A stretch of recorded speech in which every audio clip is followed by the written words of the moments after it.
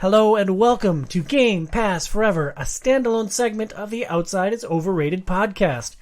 Each month we dive into a new game off the Xbox Game Pass lineup as voted on by our Patreon supporters. This segment exists because of the generous support of our backers on Patreon. If you enjoy this content, please visit patreon.com/OiO and pledge $2 a month to support the show. And then you can also vote on the games that we play. Outside is Overrated is presented by Premier Health. Check out their website at premierhealthmn.com. That's Premier Health, MN, as in Minnesota.com. I'm your host, Tom Sedlacek, and joining me today are the Hobby Box, Joe Burns. Heyo. And Dr. C, Casey Aline. Hey, what's going on, everybody? For August's Game Pass Forever game, we played Arcade Paradise by English developer Nosebleed Interactive. Released in August 2022, Arcade Paradise has a Metacritic rating of 81 on Xbox. You play a capricious teenager tasked with running a laundromat your dad owns. You discover the profitability of arcade cabinets and slowly build your own little arcade empire or electronic empire or some little collection of arcade cabinets with a clever and catchy name. You really didn't read that ahead of time, huh? No. Usually I do the show notes like 3 days before we record. This time I was actually on top of it. I did it like 2 weeks ago. I'm like, oh my god, did I even do show notes? Like, they are completely gone from my brain, so I'm just cold reading everything. It's like the stranger giving a podcast. So we should have just rewrote everything he said. That would have been fun. Yeah, pretty much. I would have totally Ron Burgundy. Oh, I'm a big dumb idiot. This is by far the game of the year. Yeah, I love this experience. It was the best time of my life. The core gameplay loop in Arcade Paradise. You do some laundry, you pick up trash, you clean up gum, then you play some arcade games, you collect money, you buy new cabinets, and then you look up the word capricious. Capricious? I don't know. Capricious sounds right. Capricious, based on the novel Push by Sapphire. That was a deep cut. Thanks for getting that, Casey. I got that one. I have no idea what you're talking about. What does capricious means, Burns? I don't know, but precious is what made me think of. Oh. Yes. Based on the novel Push by Sapphire. Yeah. Hi, Precious. Burns, you put this game up, and our patrons chose it over the likes of Persona 5, Grand Theft Auto 5, and Assassin's Creed 5. It's actually Assassin's Creed Origin, but I thought that was a funny joke. Why were you interested in this game? I was going to say, it's well past. It's like Assassin's Creed 8 or something like that, I think, or 7. Well, there were 3 Ezios, there was Altair, there was entire other... Yeah. So, way to lie. Assassin's Creed 50. Lie to the 5-0. Yeah. And nobody listens to this show anyways. It's fine. So, right around when it came out, I ended up watching a streamer play it last summer in August. Was it Amaranth? No, it was not. Amaranth. Does Amaranth actually even play games? You're the one who watches her, so I don't know. She had some Diablo headlines, but usually I only jump on, she emails her followers every time she gets on. If it sounds like something crazy, then I'll check it out to see the train Yeah, wreck. because I think she does, she did, Just Dance for a while and stuff like that, but I don't see Arcade Paradise being her thing. But, so no, and what I saw, it looked fun, so then I was like, oh, okay, well, I'll pick it up. So I purchased it on PlayStation, and I don't know. I really enjoyed business sim types of games, and so that kind of spoke to me as well. And yeah, business sims and video games. It sounds like it's right in your wheelhouse. What are some of the business sims that you enjoy? What are some of your favorites in the genre? So I was trying to think about that, because I know I've played other ones, but the only one I can really think of... Lemonade Stand? Tell me it's Lemonade Stand. Oh, I guess I did play that way back in the day, so that would count. But the one I was thinking of is PC Builder Simulator. You talked about that on the podcast. Yeah, and so I played a decent amount of that. I kind of got sick of it, fell off of it, never went back to it. I love business sims. I played PC Builder Simulator. Yep. Yeah. Lemonade Stand. Yeah. You ever play, this is way back in the day, and maybe this isn't, building as much as, just buying and selling and economy and stuff like that. But you ever hear of the game Taipan? No. It was on Apple IIe, and it's basically you were a privateer in the Pacific, and you would basically go to one marketplace, so you go to Saigon and you'd buy something, and then you'd end up going somewhere else and sell it there to make money and buy other stuff in Shanghai or whatever. So it was basically the Diablo 3 auction house. Yeah, kind of that. Or Drug Wars, if you ever had that on your graphing calculator in high school. Yeah, definitely. Casey, have you ever played a business sim before? Just how long did it take you to min-max this zombie? Does SimCity count as a as a business sim? No, that's Burns, you want to field the classification of SimCity? So SimCity is actually just a straight-up simulation game. So business sim would be like a subgenre where it's specifically about you like running a business. Like I would think Farming Simulator would probably count.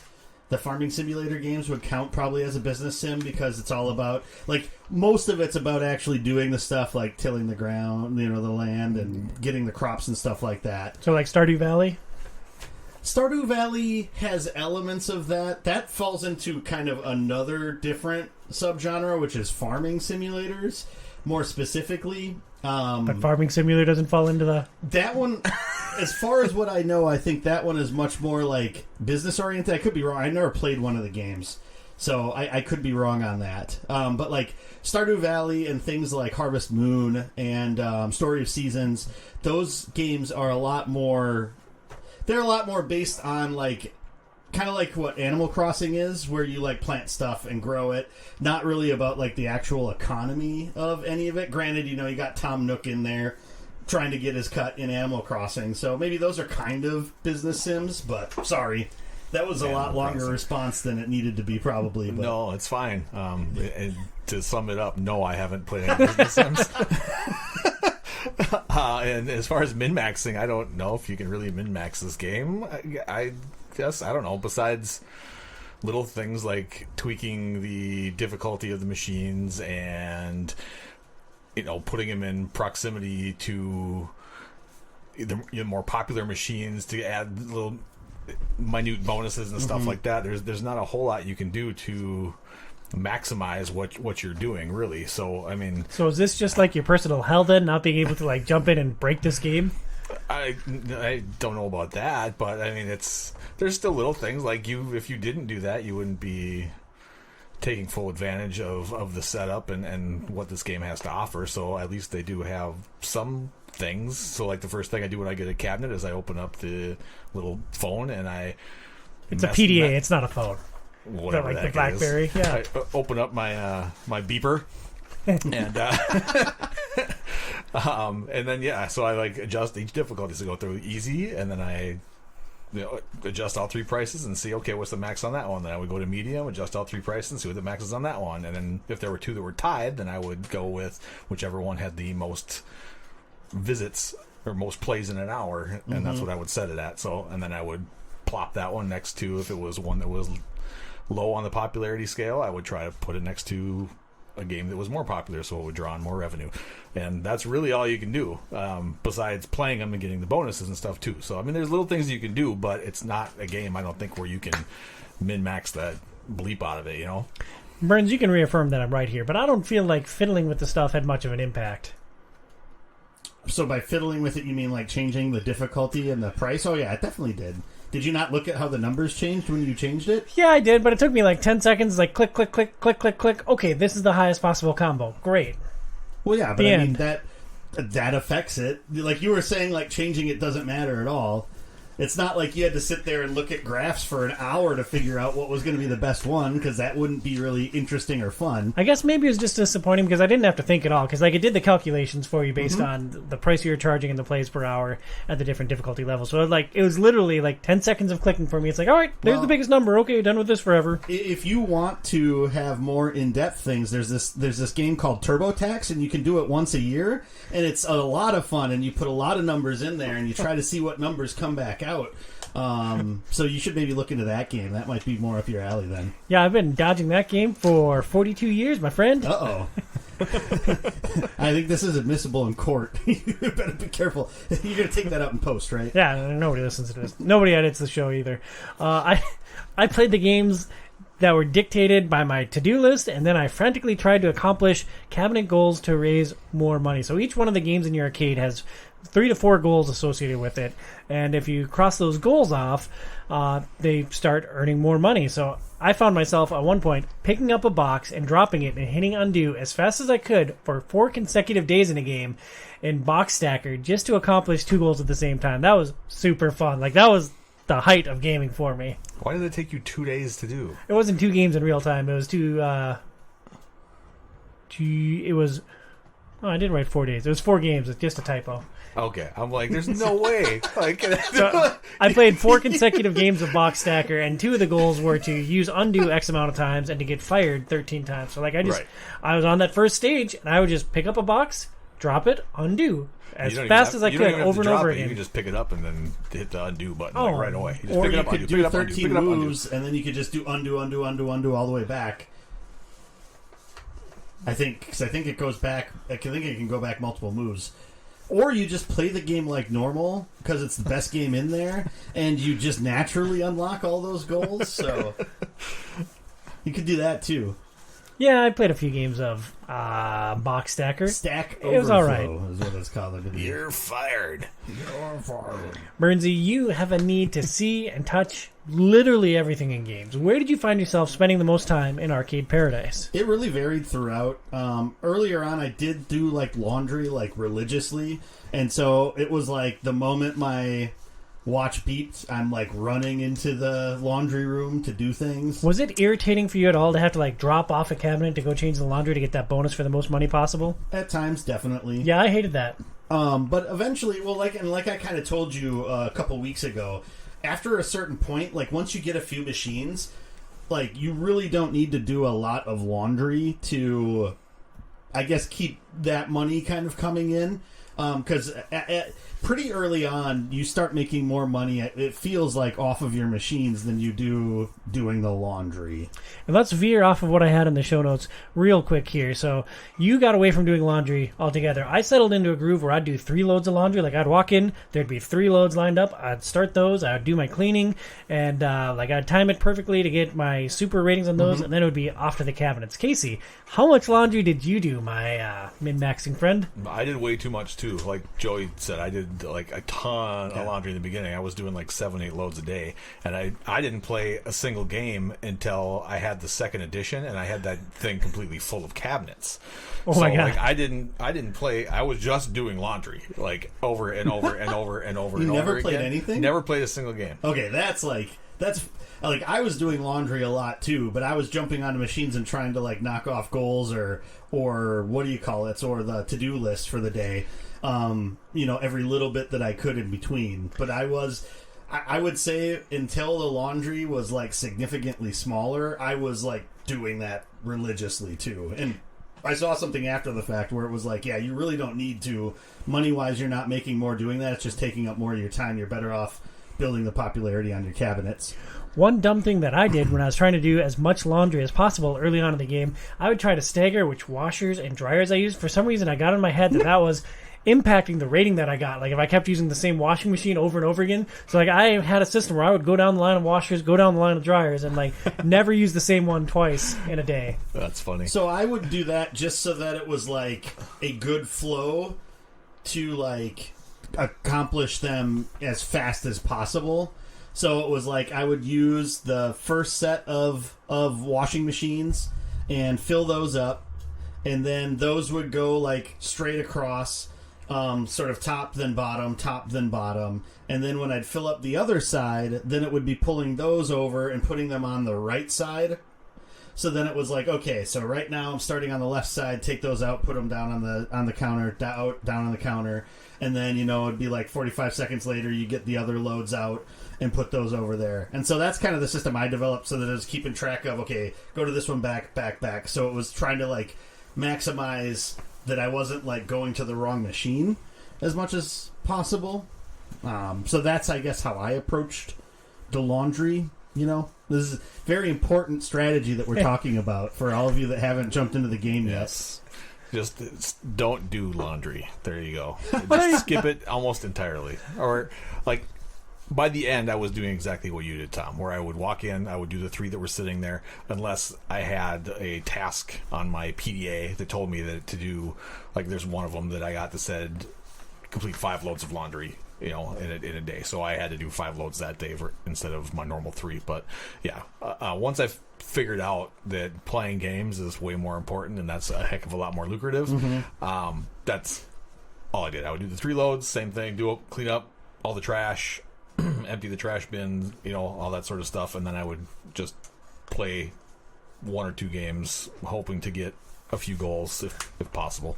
Well, considering you've never played a video game before, and with 100,000 million billion loads of laundry completely checked off your list, I figured the arcade in this game must have just made you poop your pants. Which of these cabinets stood out to you, and how did you plan your expansions to the arcade? Like, when you bought a new cabinet, how much thought did you put into where it went? The only thing that my thought when I bought a cabinet was the popularity of the cabinet. So I would buy the more popular ones first. So I would save up until I had the more popular ones, and then I would just kind of go down the list that way. Playing the games, I thought that I think it was basically an F-Zero remake. I think it was Space Race Simulator. Yes, it was. That one was my favorite. I like the music a lot, so when I had to play the really, for some reason, obnoxiously loud jukebox, like I was looking for a volume, but it's super loud. Like the first time I played, I was like, "Holy crap!" It's like 3-4 times louder than the background noise that you normally hear. Yeah. And it's just blasting. I'm like, is there a volume adjustment? I'm looking at my PDA. I open up the jukebox. I'm like, what the heck? So I just ended up turning the volume down on my TV because I couldn't stand it. And the music it's not the greatest. So, but the music in the Space Racer game, Space Race Simulator. It was pretty killer. That was fun. That was good music, and it was a fun game. Kind of monotonous, just same thing over and over again, but it was fun.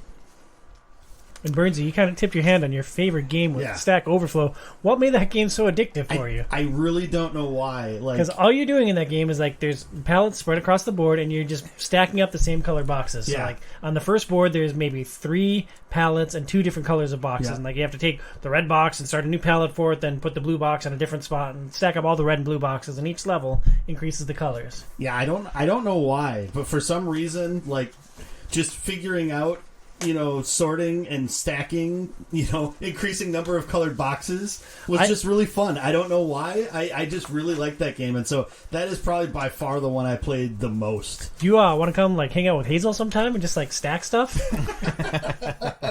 Is that her jam too? Totally.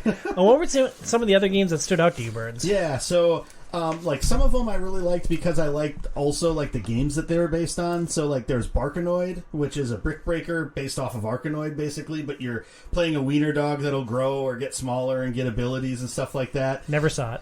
Yeah, that one you get a little bit later in the game, kind of near to the end of the game. But that one's a lot of fun. It's a good brick breaker, adds a little bit to it. And then there was Asteroids is probably my favorite arcade game. Never saw it. And so Meteor Madness is the version in this game, and it mixes Asteroid, but it adds on to because you know the actual game of Asteroids where you have your ship and you pivot and you shoot the asteroids and you shoot ships sometimes. So in this one, it'll start with a couple of spaceships out in the world, and they're controlling these diamonds, and you have to shoot them, and then you have asteroids flying around too, and you have to grapple these diamonds and pull them into this warp hole to collect them.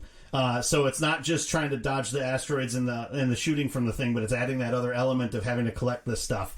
So that was an interesting one too. I really like that. I also have always liked Missile Command, and so Communist from Mars. Great name. Yep, is a game very similar to Missile Command. It's almost exactly the same as Missile Command.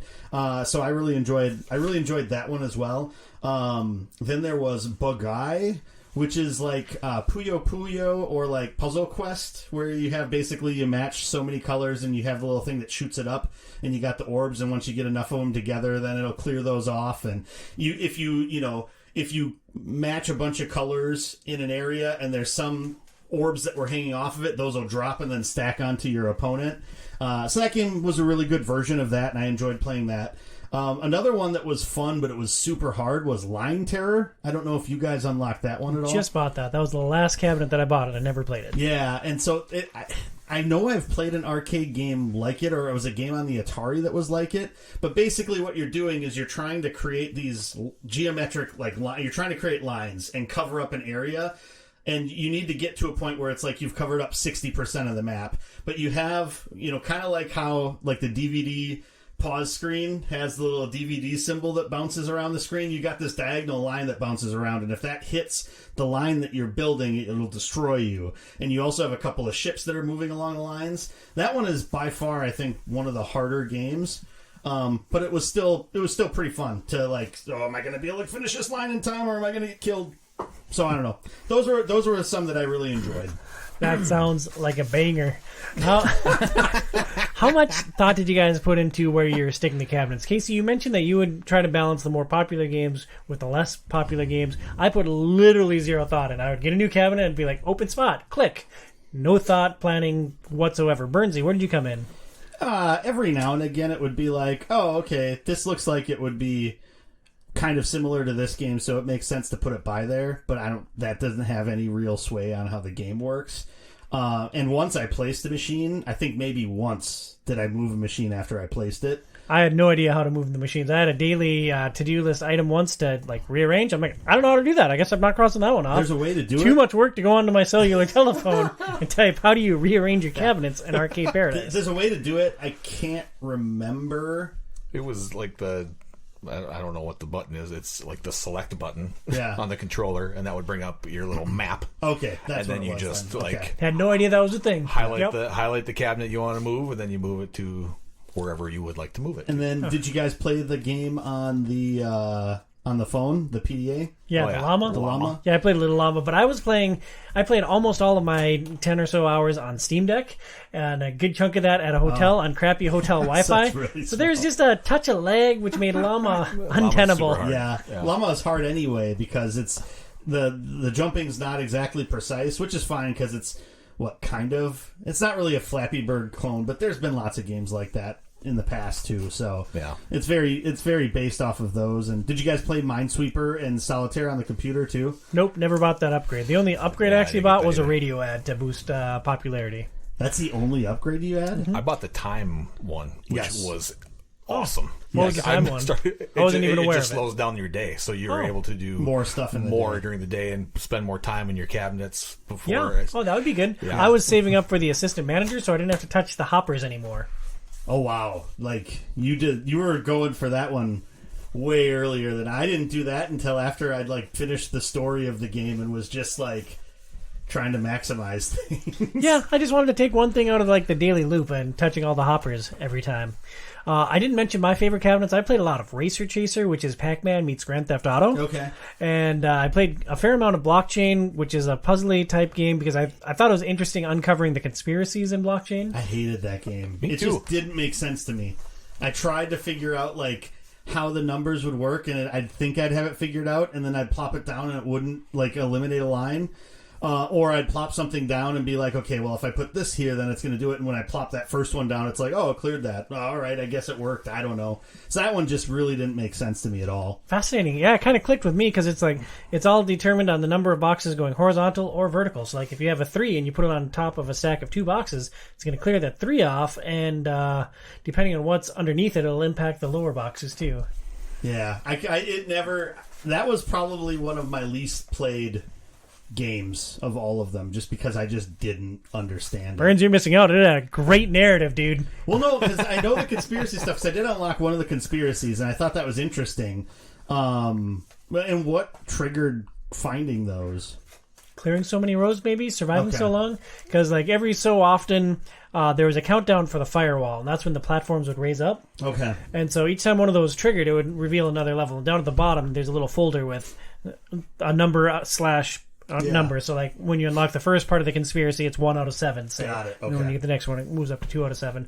I wouldn't have played it much either, except I kept getting to-do lists early on that tied to playing Blockchain. It's like, all right. And then I kind of got into it. I'm like, all right, cool. But what I really got sucked into, which I thought was just the stupidest concept, was Wood Gal Jr. Oh, yeah.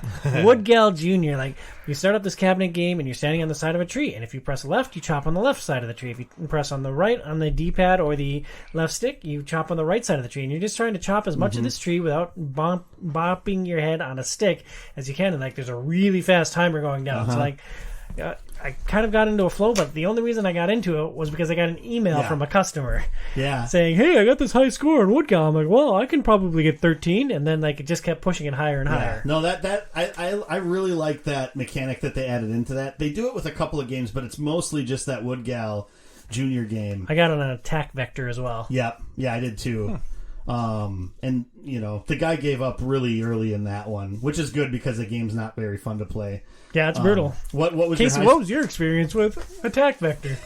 You play a tank trying to shoot down helicopters. You have your tank driving down the street, and a helicopter will come one of 4 cardinal directions. Yes, my joystick didn't work for that game, evidently. So I could only shoot forward or left most of the time. I had a hell of a time getting it to go right, and I never ever got it to go backwards. So if there was ever a helicopter behind me, I was insta killed. Well, you can press left twice, my dude. Honestly, it didn't work. I tried it like for 5 minutes straight because I had like a quest or something that I had to complete for that, and I was like, well, this is not happening. There's no way that it's just never gonna work.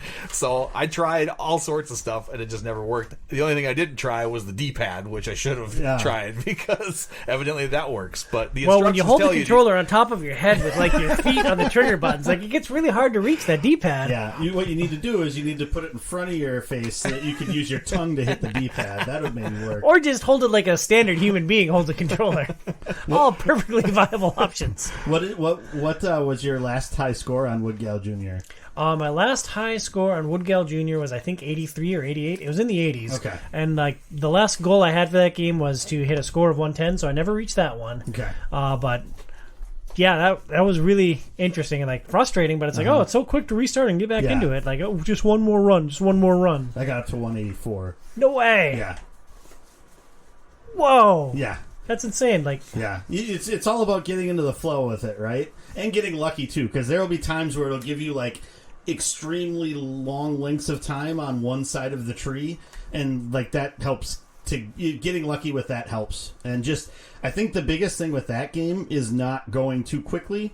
You have that, but you have to go quick enough because that timer ticks down real quick. But it that almost makes you go too fast so that you do screw up. Like, so you really just have to find a nice rhythm with it. And the thing, if you get into a decent rhythm, the timer doesn't go down fast enough that it's going to cause you problems. And it's really just getting into that rhythm, and you don't even pay attention to the timer going down and just sort of go with the flow of it. I would equate my sense of rhythm to something akin to like a house cat in a shopping bag.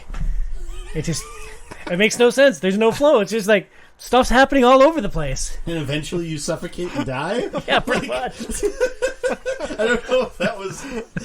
I don't know if you want to put the cat in it, like on it, or... Yeah, no, I'll stand by my assessment. Bernsey, how well did all this game come together? Like, did the narrative meet your standards? Is this on par with The Witcher 3? I mean, it's a very different game than The Witcher 3, but I think for the most part, like, a lot of it worked really well. Like the fact, so you're saying yes? That's a definitive yes. The fact that everything kind of flowed into each other, and having like the emails kind of push you to play certain games that you probably wouldn't have even touched. I think is a nice touch. I wish they would have almost done it a little bit more, but it would have probably gotten annoying if there would have been too many of those. But I do the story. It's limited. It's nothing like The Witcher 3's grand like narrative with multiple side stories or anything like that. And I love taking arguments to a ridiculous precipice. But there is a story to this game. Yes. Like you're basically taking over a business that your dad owns, this laundromat, and you find out that arcades are profitable, and you just keep growing that. Does that reach a reasonable payoff? Oh yeah. So the story actually. Like I said, it's limited in scope, but it definitely is intriguing. And as the game goes on, it does drive your want to succeed. It's a very interesting story, and it gets a little bit deeper than I think you really expect it to get. And I was not digging the story at all. Like I was literally crossing things off the list. This game was list cross off simulator for me. Yeah, no, I mean it. Like as you keep going. As you keep like getting it bigger and bigger and bigger and everything like that, it starts to present maybe a few more issues, or the conflict then starts to emerge a little bit more between Ashley and her dad.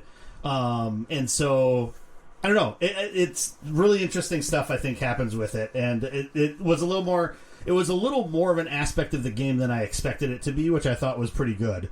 So yeah, I would definitely if you ever get back to the game, I think it's worth it to try to see it to conclusion. Now it does take a while to get through and meet all of those goals and stuff like that, but I don't know.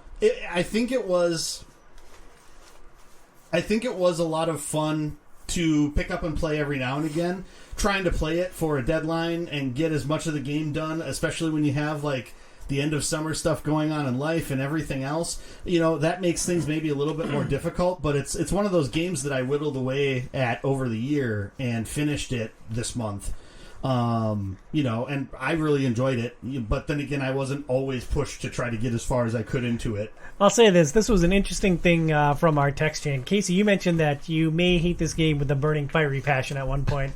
I was at my happiest with Arcade Paradise when I was just doing a small chunk. Like, you can do a day in roughly 20 minutes, at least in the early phase. Mm-hmm. And like, when I did one day at a time and then set it down, it's like, okay, next day I'll come back, I'll chunk away a little bit. Where I had my least amount of fun when I was trying to put as much time as possible into it and trying to grind through as much of it in a row as possible and putting multiple hours in a row, like, the game really lagged for me at that point. Like, Phoenix looked at me at one point and she's like, "You're not enjoying yourself. Why don't you just play Baldur's Gate?" I'm like, I don't know. I can't stop.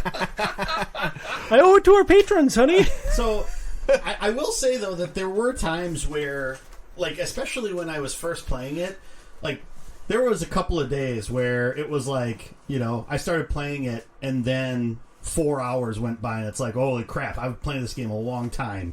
Because a lot of Racer Chaser, yo. Well, you start to get into kind of it does the thing that I really like in a lot of games where it's like you create your mental checklist of it's like, okay, tomorrow I'm going to do this and this and this. And then you see, okay, I got this on the to-do list, and it's like, I want to make this much money to buy this machine.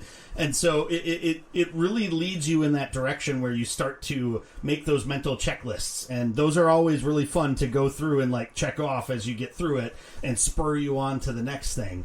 And so that's like one of the things that I really enjoy in games. And so, once you can kind of get into that loop and that flow of that, I think that's what makes the game really fun.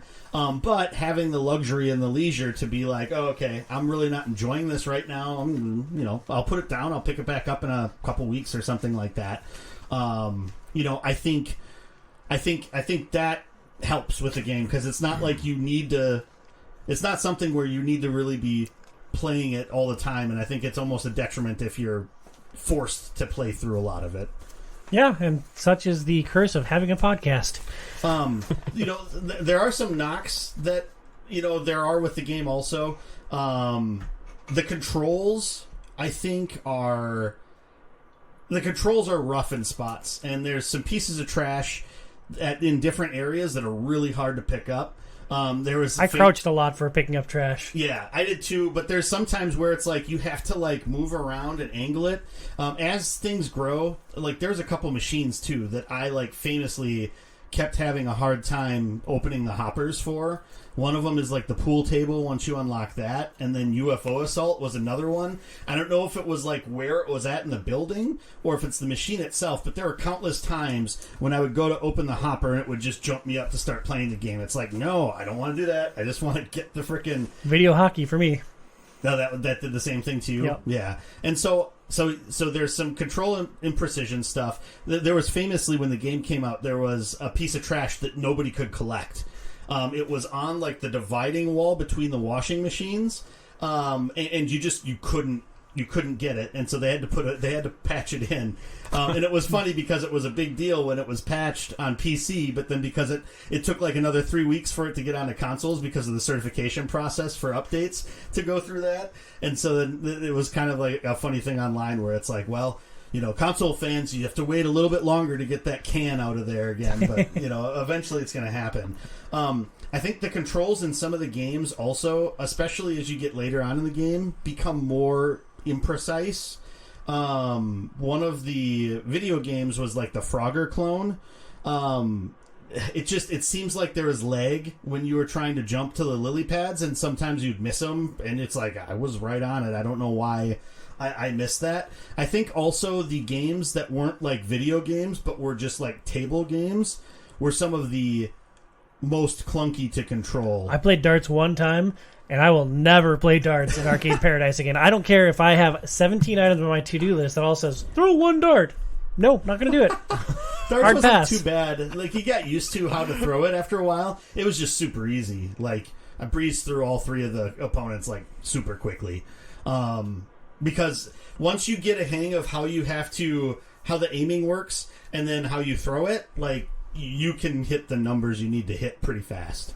I had a to-do list item for scoring 180, which is 3 triple 20s, and I said, nope, I'm just never doing this again. But the actual air hockey, not the video air hockey, but the actual air hockey machine that you get and the foosball table you get, especially the foosball table, the controls are atrociously bad. Like, it's basically unplayable to try to do anything. And then, like, trying to get scores in real air hockey is, super difficult as well. Yeah, video air hockey was no peach either. Like, I basically just hammered on A and hoped for the best. No, that was precision compared to the actual air hockey counterpart. Hard pass. Yeah, so that was unfortunate that some of those games struggled from that. And I feel like it was probably just that they bit off a little bit more than they could chew with trying to develop that many games for one game. And Casey, I've known you for a long time. Like, it was a little bit weird in high school when you just like come to my house and like start doing laundry, but then like it became a thing with all our friends as Burns nearly sprays me with soda. How well did this total package come together for you laundry savant? I mean, you guys covered a lot of the points that I was going to touch on, but like it was a very interesting concept, and I kind of jam-packed everything in, so I did suffer a little bit from that fatigue aspect. You know, like after a 3.5-4 hour run, it's like, how much more of this can you take, right? Yeah. And so how did the conversation with your kids go when they wanted to play Jedi Survivor? You're like, stop, I'm the grown-up, I make the rules, I'm going to play some Arcade Paradise. You can play Racer Chaser with me if you want. My oldest definitely like was kind of laughing at me. Like, I was like, hey, I gotta go downstairs, play my game for the podcast. He's like, oh yeah, you gonna go do some laundry, huh? Like, yep.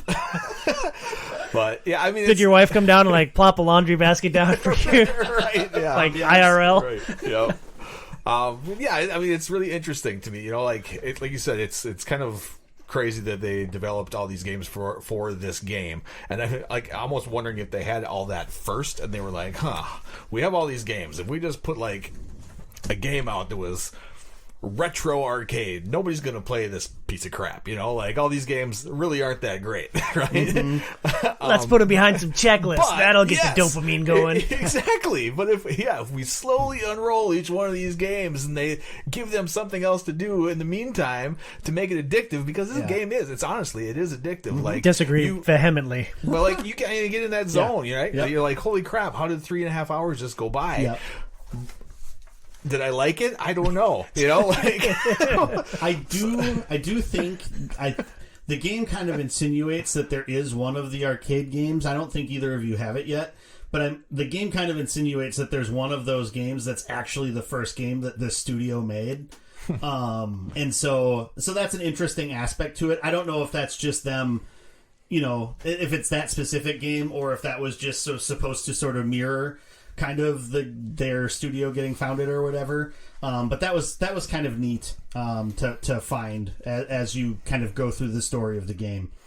And speaking of the story of the game, Casey, what's the big mystery here? Like, what is the thing that kept you up at night about Arcade Paradise? Why, when I leave, is it spotless and clean, and then I come back the next day and there's 75 crusty socks laying all over the floor? I swear to God, if I ever find the fat sumbee who is eating all those hamburgers and just leaving his boxes everywhere.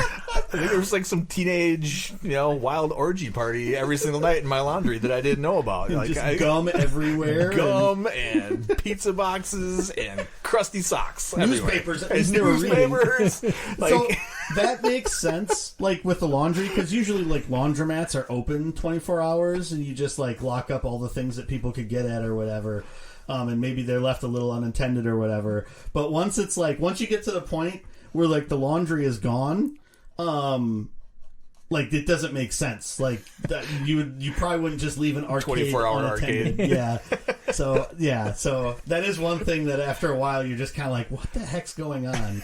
And there's an upgrade that you can get where it's just like, oh, you don't have to pick up as much trash and so on and so forth. But I was just like, well, it's free money, so I'm not going to get that one until like at the end.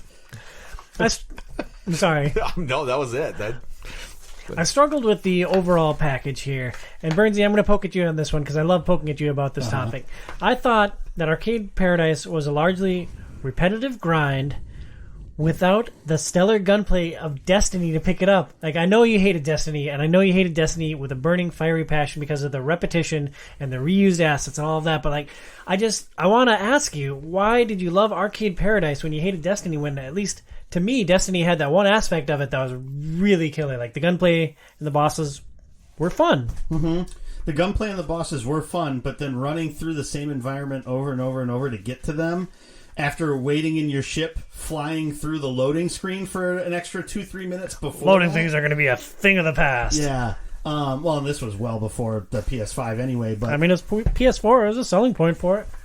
But I think I'm going to turn this back around at you, and not necessarily in a negative way, but it's like, you know, if you don't have an affinity for arcade games or older games or things like that, it's probably not going to have as much of a pull or draw for you as something like Destiny would have, where it's like, I can shoot stuff in the head, watch it go, you know? I love shooting stuff in the head, man. And so... And I have these crappy twitch reflexes, so when it happens, it's, like, super satisfying. So I think that's what it kind of comes down to. You know, you're kind of infamous, and people poke fun at you all the time in the Discord and in person for just hating old games with a burning, fiery passion. So it's not surprising that you would maybe, you know, not get into as much a game like this. Well, I view myself as someone who enjoys arcades. Like, I could go and pump some quarters into Street Fighter 2. Like, that would be a fun thing for me. I could go and play Gauntlet, even though, like, the ticking down health drives me crazy in the arcade version as opposed to, like, home console versions. So, like, I don't feel like I necessarily hate arcade games. And I did have some fun playing the different cabinets, but, yeah, I don't know. But I think really it's like, yeah, you get into like the flow of different things, and it's like once you sort of get into the point where you're trying to challenge yourself to get better at certain things, which is kind of how it was in old school arcades. That's sort of the other piece that kind of drives you a little bit, where it's just like, okay, there's got to be a way that I can at least buy a gun in frickin' Zombie 2 or whatever the heck it's called. Yeah, Zombat, never figured that out. Oh, so there's a little store that you can go to? Yeah, got to the store, had like the coins, couldn't figure out how to buy the next gun. Oh. Yeah, you just have to hit a button. Oh, maybe it wasn't A. Or maybe I'm just like a big baby or a quitter or whatever, but like when I realize that I don't have like the talent to reach a higher echelon or something, like I just move off and it's like, all right, well, I will never be like a Wood Gal Junior champion, so it's like I did my to-do list thing and now I'm fine. Now I get the email, I'm like, oh, apparently I'm not fine. Yeah, I don't know. I really enjoyed a lot of the games, and so that helped. There are certain games that I really didn't like. I would play them just to move forward, and that's it. But then there were certain ones that I found an affinity for, and so it was like, oh, okay, I'm going to try to, you know, at least max out the things I need to do with this game, for sure. One of the other knocks that I had is that it does seem like the to-do list tends to focus on certain games a lot more than others. I think it tends to be games that you more recently purchased that it focuses on. I didn't really notice that as much. It seemed pretty random, but I got 3 upgrades to the arcade, so I don't know how to quantify how far into the game I got. Yeah, that's probably like a third to a half way through the game. I can't remember how many upgrades there are total. So yeah, that's something like that. I forgot what we were talking about. I did too. So. Yeah. All right. Great stuff. What are your overall thoughts, impressions, and takeaways, well, Tom? Casey, is this the time where we repeat your mantra where every month you're like, I'm going to play this game more. I'm going to go back home and I'm going to fire up some Immortals Phoenix Rising and I'm just going to...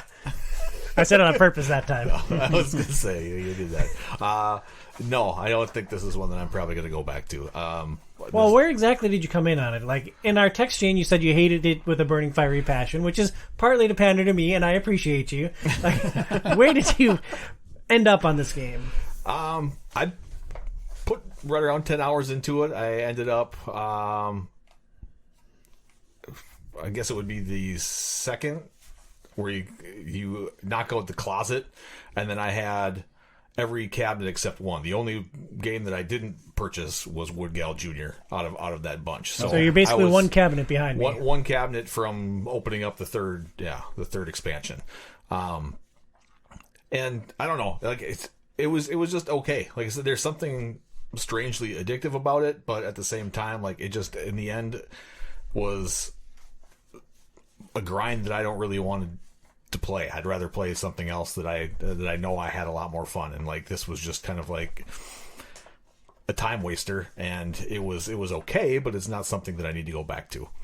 Would you rather play this for 5 hours straight or play Jedi Fallen Order and go back to Dathomir?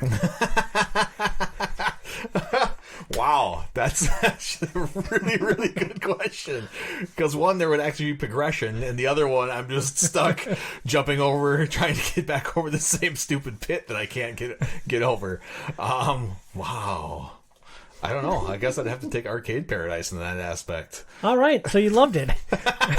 Bernsey, I think you were slightly more positive on this game. What are your final thoughts on Arcade Paradise? So, like I said before, I would at times I would really get into that flow of like, you know, going through, making room for, or going through, playing all the things, or checking off all the boxes, doing the laundry and everything like that, you know, and would get annoyed when it would be like, oh, it's 11 p.m., it's time to close. You know, it's like, okay, well, I got to do one more thing. And then the next thing I know, it's like 2 p.m., you need to go home. You know, and the next thing I know, I'm passing out on the floor. And so I think I just really, from time to time, I would really get into it, and it'd just be lots of fun, and like kind of like that serotonin, like you're talking about, of just like, I'm gonna check this box, I'm gonna check this box, and it is funny because for the first like week in game, after I got done, maybe a little bit longer, after I got to the point where the laundromat no longer existed and it was just the arcade, I think I had Stockholm Syndrome because I missed doing the laundry, which was kind of silly, but it's just like, I kind of missed having that. It's like, well, what am I supposed to do now? I don't have anything to put in. I guess I gotta play a machine. I don't know. I think like the ultimate troll job, the last like cabinets you need to unlock is like a laundry sim. Like, that would be good. So you could just go back to doing laundry over and over again. But all in all, like if you have a soft spot for like arcade machines and just sort of the arcade kind of feel in general, I think this is a really fun game for you to check out. Oh man, if they had like the X-Men cabinet in there, then I'd be all in. Yeah, unfortunately I don't have anything really polished like that. I think they were aiming more towards like that early 80s kind of arcade feel, and not more so like the 90s where you get into like the Time Crisis and like the really good beat 'em ups like the Turtles and stuff like that. The Simpsons, yeah. But I think once you get through the grindy parts, and you know that you don't need to be locked into or beholden to the laundry to make money, I think it's a really fun game, and I you know, if you do have an affinity for arcades, I would definitely tell you to check it out. It's like a $20 game if you don't have Game Pass, so it's pretty cheap, and for what, $20 for all these different games, and you'll probably find at least one or two that you enjoy playing and kind of get hooked on for a little bit from time to time. So yeah, like blockchain. Stack Overflow. One of the fun things we do with Game Pass Forever is we have a channel in the OiO Discord about it. And, you know, if you're playing along with these games, it's an awesome place to talk about it. Some thoughts from the OiO community. Friend of the show, John Munch, also played Arcade Paradise with us. John said it was a fun little distraction that I think just moved too slow. Too many nights of making laundry and checking your machines, but the upgrades you get to your spot are nice, and I like the chats with the dad and the sister. I didn't realize it was a sister. I thought, like, the sibling's name is Leslie, right? I thought it was a boy. I'm pretty sure it's a sister. It's two sisters. Oh. I had no idea the main protagonist was a girl either. The name's Ashley. Yeah. I mean, I guess it could be a male named Ashley, and that's more common in England, but... Yeah. No, I had a former coworker who was married to a dude named Ashley. Yeah. So, I guess possibly, but... Yeah. Or I just have terrible attention to detail, and I'm a terrible researching podcast host. Well, it might be something that comes out and is maybe more solidified as the game goes on, too. But, yeah. Oh, sure. Gotcha. But I do know that Leslie is referred to as your sister. So, Leslie is, I believe, a girl. All right. Or identifies as a girl. One of the two. This game was not my favorite. I softened my stance from when I originally wrote the show notes. Like, I originally wrote not fun. But it grew on me a little bit. You take any number of time wasters over Arcade Paradise, is what it said.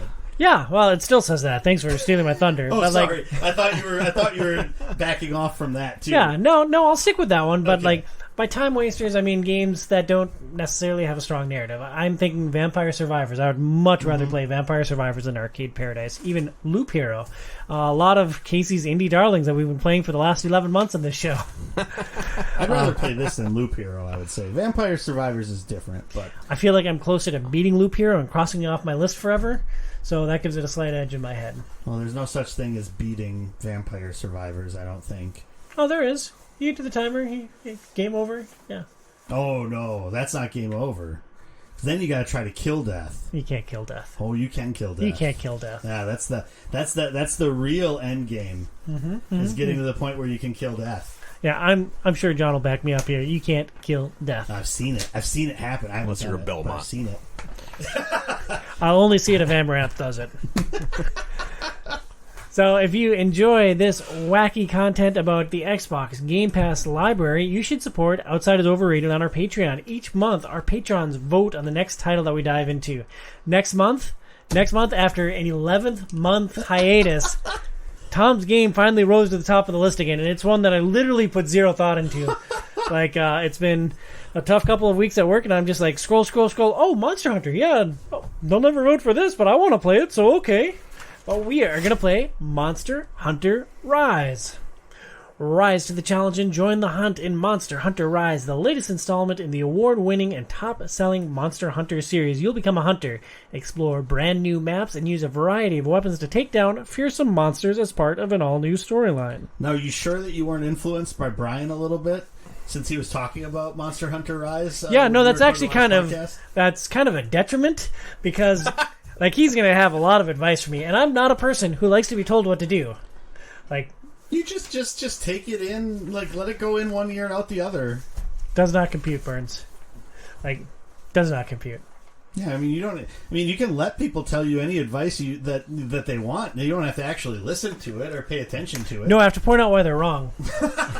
There are Okay, that is the Tom. there are a few exceptions. Like if I'm golfing with Casey and you have some advice for me, I'll listen in that specific scenario. I don't know how we build that rapport, but generally speaking, I do not like being told what to do. I put this thing up because I loved Monster Hunter World, and I thought it would be a fun thing that we'd actually play together. Burnsy, you played some World. What's your level of excitement for jumping into a new Monster Hunter and Rise? I'm interested to see what's different. I do know that it is. My understanding is it's a decent amount different than World was. Interesting. I know nothing about it. I did check it out from the library and played a couple of hours of it. I'm like, oh, yeah, all right, because cool. it is not like a huge graphical sort of. It's a little bit toned down from that. My understanding is, and I could be wrong, but my understanding is it's kind of a little bit more of a step back from World, and takes some of the quality of life things that made World better. And sort of ports it back to the older Monster Hunter games a little bit. I could be completely wrong in that, but that's the understanding I have on it from what I've heard about it. And I do know that Brian has said that the onboarding is a lot more accessible in Rise, so That'd be nice. Maybe this will be the best one to jump into. But you excited to jump in, hunt some monsters together? Yeah, it should be fun. We'll see how it goes. I always struggle with games like that where it's you have to choose what weapon to use, and it's just I just never feel like I ever make the right choice in that stuff. Well, I mean, you have some flexibility to choose. I played several different main weapons in World before finally settling on the hammer as the one that fit me. Yeah, but I always get to that point where it's just well, maybe I just don't know how to use this well enough yet, and I need to practice with it more. And then the next thing I know, I'm 15 hours in with the same weapon, and then it feels like it's too late to change. Because I've already learned how this works, and even though the lance might not be the greatest thing in the world, I at least kind of know what I'm doing with it, so I'll just keep rolling with it. Burns, my friend, sometimes you just gotta grip it and rip it, my dude. Just tom it up. So I don't know. So we'll see how this goes. Casey, what's your level of familiarity with Monster Hunter as a franchise? I presume you've never played one of the games. Never played it. Didn't watch the movie.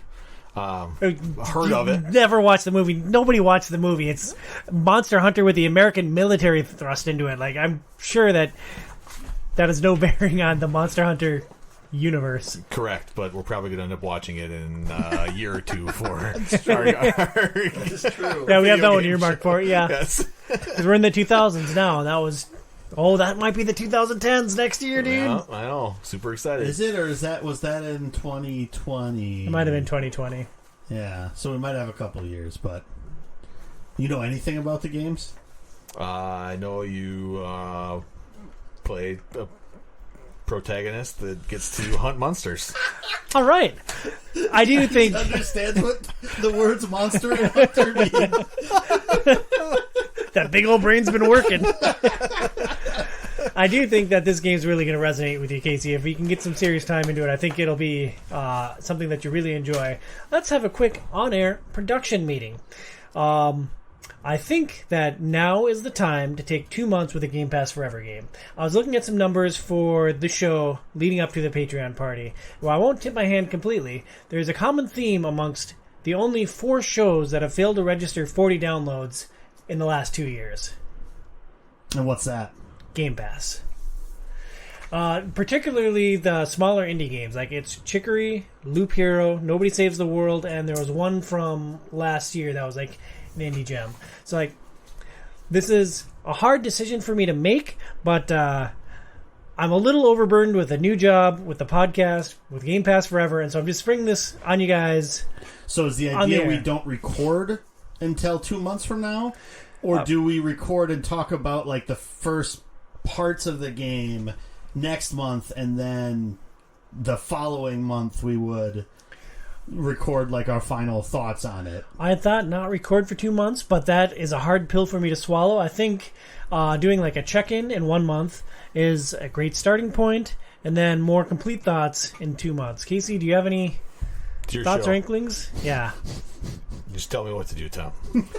Because, like, honestly, you know me. Like, I usually cram, like, the last 10 hours into a week and a half. So, I'm hoping, if that's, that I'm not going to procrastinate over 2 months, and I'm not going to slam the last 10 hours again. And if we do play some bigger titles, that it would give me a lot more time. So, that would be nice. I just need to make sure that I'm actually playing the games and I'm not going to let it get slip by me, I'm not going to beg on you for procrastinating, because this is a completely volunteer thing for you. Like, I have the Patreon on a sponsorship, and that is all my business. You guys are here out of the goodness of your hearts.